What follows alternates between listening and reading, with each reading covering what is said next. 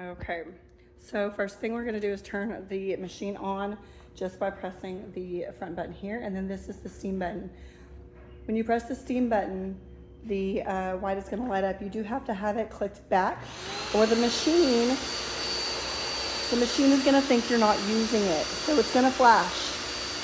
So you can use it while it's warming up and getting ready to steam, or you can just kind of sit here and wait, but it needs to be in the leaned back position. In the stand-up position, it's gonna think you're in like bystanding. You're waiting. You're not using it yet, and it won't work the same. So have it leaned back, and either use it or wait.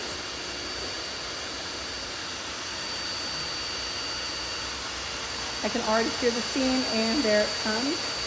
The floors are white, so yeah, there you go. You can see it. So the steam option definitely works if you have any dried on food. I don't think I have any in this house right now. But it is steaming, and if I did have dried